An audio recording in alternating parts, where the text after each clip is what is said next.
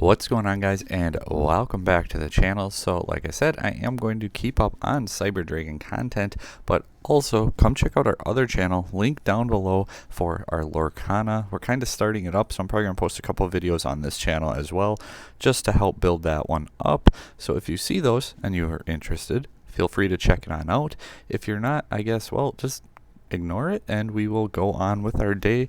But today we're going to talk about Cyberdark Variants going into the 2024 format, and Happy New Year, everybody. Hope you all have a great, safe day, and without further ado, we're going to jump on into it.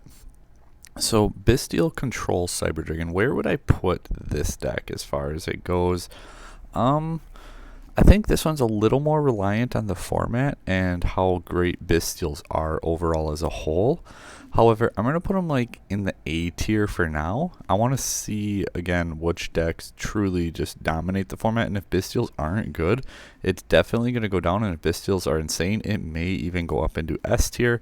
But for now, the Bystial Control Cyberdark is going in A tier, because at least our deck, when you're doing your plays, you can start to combo off with the Bystials, make easier SP, IP plays, you can do other dragon plays. There's actually quite a bit you can do and set up a little bit more controlling first turn type boards. Maybe we'll work on a deck list, but no promises, because, well, it's the holiday season and we're busy and we have 2 channels and kids, and I'm tired of making you guys promises and then not delivering. So this time I'm not going to say I'll do it. I will say I might do it. However, there are some other decks on this video that I am going to do because I'm almost done with them, and we will see how they go. Sidre BC, where do we put you? Man, if Union Hanger would come back, even with an errata, says like you can equip 1 Union monster from your deck to an appropriate card, that would just be all it would take, and maybe it would go up. But for now, it's going into C tier. The deck is just barely playable at a casual level. Not a whole lot going for it. Unauthorized reactivation, I guess, plus core plus extender can get you into some neat plays. But even then, you're getting like infinity on top of ABC combo for 3 cards, and it's just not that great. Branded Cyberdragon / Fusion Mash Cyberdragon. If you saw my post recently in the group, I took a build of this to locals, and it actually performed really well. I tweaked it a little bit based on how things went, but it was a lot of fun, and I think there's solid potential there. I'm going to put it ahead of Bystials, and it's probably going to be towards that top of that A tier, but I don't know if it's quite the best way to play Cyber Dragons. Cyberdark, this is not the power bond way, as we can see that card down below. Cyberdark control Cyberdragon. I think it's better than ABC. I think it's also weaker than a lot of other ones, but we are going to put it in the B tier. Pure Cyberdragon. Where do we want to put like pure board breaker, basically, type Cyberdragon? Man, it's just going second is so hard. Our combo lines are not amazing. Unfortunately, I got to put it down in B tier. I'd love for this to be higher. But for an OTK deck, we don't even have the greatest OTKs unless you're playing like the Power Bond package. So we're actually going to put this build up above it. I think that Power Bond build with hand traps, board breakers, things like that actually has a little bit better win condition. Whereas pure, you're not going to win many grind games versus these top decks. And it just lacks play lines to close out a game through disruption. I think the Power Bond variant kind of fixes that. It may be a little fragile or glass cannony on Chimera, but at least you have a chance, right? Like, at least you got a play you can go for. Cyber Trap, where? I think Cyber Trap's actually in a decent spot. Do I think it's one of the best? For now, we're going to put it in S tier, just because I'm not too sure. I only plan on having 2 decks up here, and like the best of the best Cyber Dragon. Then A tier is like decks that definitely could succeed, especially at locals. B are decks where you're going to see them do well at locals from here to there, different places. C is really the unplayable variants. Cyber Striker. Just based on that, I think it can go down here in the B tier.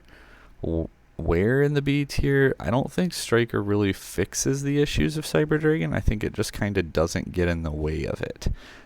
You can play like Infinity or Mega Fleet Control to keep your Sky Striker cards online as well. So there's definitely ways you can do it. I just don't know how well. Kaiju, Danger, Rank 8, OTK type, Big Beater, Cyber Dragon. This deck's actually really fun. I think it has a better time than Pure. I just think there's too many back row decks going into this format, so I'm going to put it down in B. But if we go into a more monster heavy format, this deck could actually come up higher.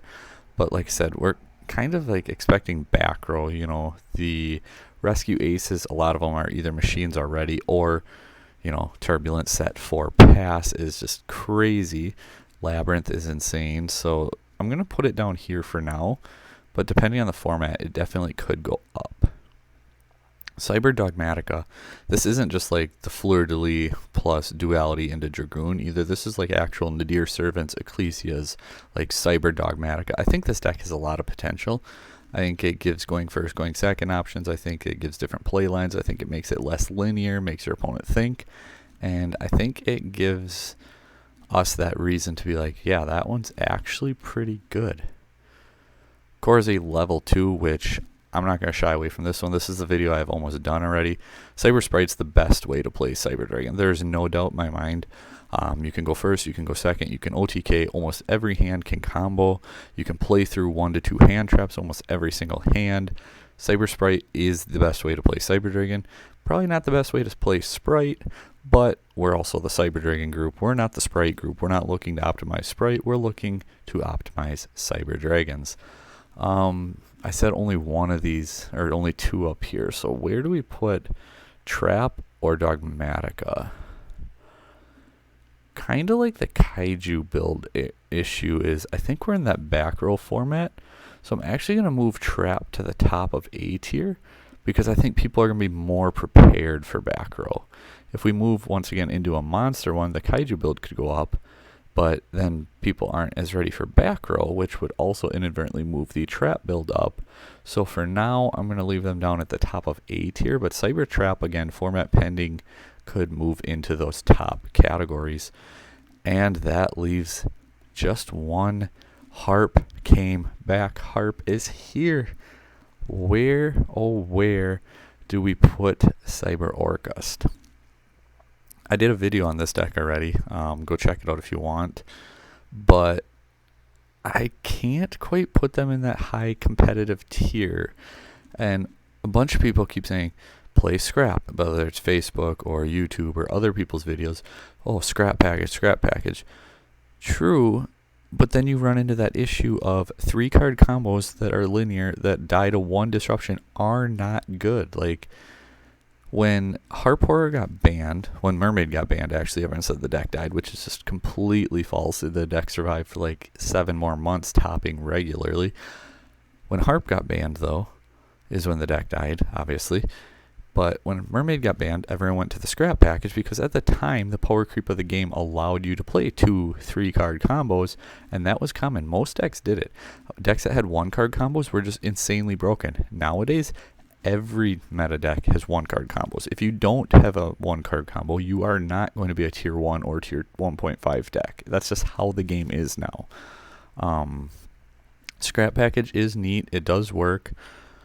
But it's too many cards, it's fragile, and it just doesn't get the job done. I'm going to put them in the middle of B tier, unfortunately, for now, because I think Harp just came back too late into the game, and I don't think Cyber Orcust is competitively viable because of that. I'd play the Scrap package over Gearsu, because, again, Gearsu and Cyber Orcust, I don't think it does as much as people really think it will. However, you know, Mech Knights or other builds of Orcust, then Gearsu is insane. Cyber Dragon, not so much. Other than that, yeah, like I would go second with it. Play more of the cards, play discard outlets, forbidden droplet, dangers, stuff like that. Ways to get it out of your hand, barricade board, blocker, because you get that extra card which helps you see your combo way more. You get the draws from dangers. The deck or Orcust engine's pretty good at OTKing too. So I mean, difference of opinion, but I don't think any of the builds are super competitive. And I think the going first build is kind of like, well, if he doesn't have a hand trap and I open these 3 cards, I'm winning the game. Good for you. You should. If you open a 3-card combo and they have no hand traps, you should win that game. But it's fun, it's nostalgic, and people like it. So if you enjoy it and you're having fun, who cares how viable it truly is at a competitive scene? However, this is my ranking of Cyberdark Variants. If I left out a variant, let me know down below what you guys think about these and which variants I missed, and I will give you my reasoning behind them on where I would put them in the chart above. Unless I just straight up missed them, they're probably going to be down here by ABC in the C tier. However, there's a very good chance that I did miss them. So thank you guys for watching. Check out that other channel if you're interested in Disney Lorcana. It's kind of like Magic, but where a 10-year-old can pick it up in an hour. And I say that because my 6-year-old picked it up in an hour. So yeah, it's a lot of fun. It's easy to learn. It's Disney. There's all, the characters. It's great for families, stuff like that. But check it out.